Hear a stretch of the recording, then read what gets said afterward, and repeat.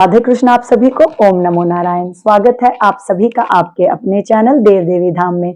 मैं राजराजेश्वरी फिर से आप सभी के लिए कार्तिक माह के इस पावन अवसर पर लेकर आई हूँ कार्तिक महात्म्य कथा के सभी अध्याय। तो आज हम पढ़ेंगे और सुनेंगे कार्तिक महात्म्य कथा का अध्याय 31। तो चलिए अध्याय को शुरू करने से पहले भगवान श्री गणेश जी को और अपने गुरुदेव को नमन कर लेते हैं। ओम श्री गणेशाय नमः। ओम श्री गुरुदेवाय नमः। गुरुर्ब्रह्मा गुरुर्विष्णुः गुरुर्देवो महेश्वरः गुरुः साक्षात् परं ब्रह्म तस्मै श्री गुरुवे नमः। ओम श्री गुरुदेवाय नमः। ओम भगवान श्री गणेशाय नमः। अथ 31वां अध्याय। ब्रह्मा जी ने कहा, हे नारद, कार्तिक शुक्ला एकादशी को हरि प्रबोधनी एकादशी भी कहते हैं। एकमात्र इस एकादशी का व्रत करने से वाजपेय यज्ञों से भी अधिक फल की प्राप्ति होती है। साथ ही अनेक जन्मों के पाप नष्ट हो जाते हैं। अब ब्रह्मा जी जो हैं वो नारद जी को कार्तिक शुक्ल एकादशी के बारे में बता रहे हैं और बता रहे हैं कि जो कार्तिक मास के शुक्ला को एकादशी तिथि होती है उसे हरि प्रबोधिनी या देव उठनी एकादशी भी हम कहते हैं।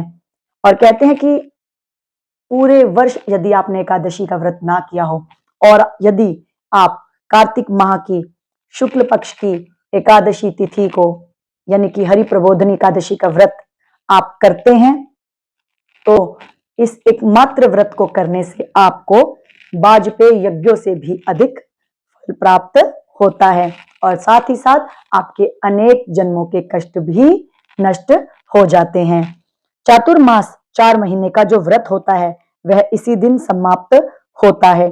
इस दिन व्रत करने वाला ओम नमो भगवते वासुदेवाय मंत्र का जाप तथा रात्रि जागरण करे तो उसे वर्ष की सभी एकादशियों का फल प्राप्त होता है।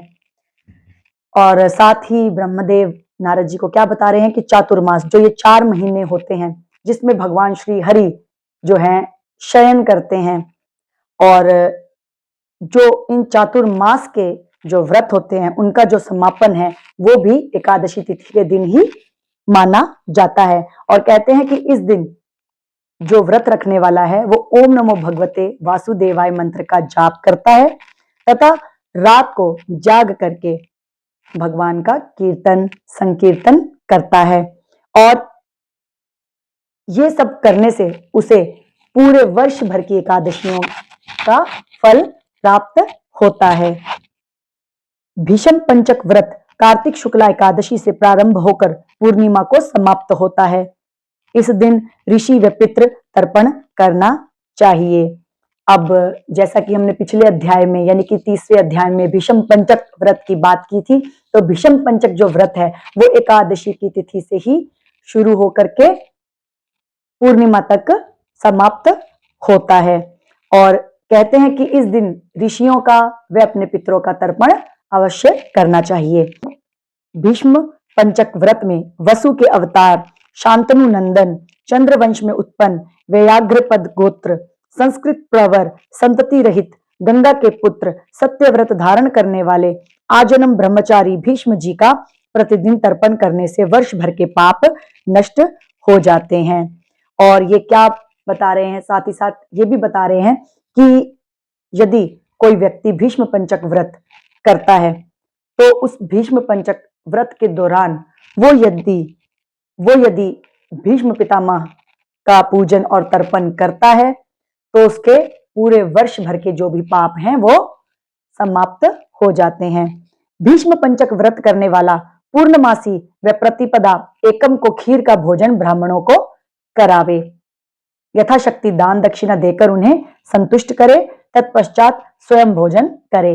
और कहते हैं कि जो भी व्यक्ति भीष्म पंचक व्रत करता है तो उसे पूर्णमासी और प्रतिपदा यानी कि एकम के दिन ब्राह्मणों को खीर अवश्य ही खिलानी चाहिए और साथ ही साथ यथाशक्ति ब्राह्मणों को दान देकर दक्षिणा देकर के उन्हें संतुष्ट करना चाहिए और इसके पश्चात ही खुद भोजन पाना चाहिए। इसी के साथ 31वां अध्याय पूर्ण होता है। आगे और अध्याय सुनने के लिए यूं ही हमारे वीडियोस देखते रहिएगा। ओम नमो नारायण। राधे कृष्ण।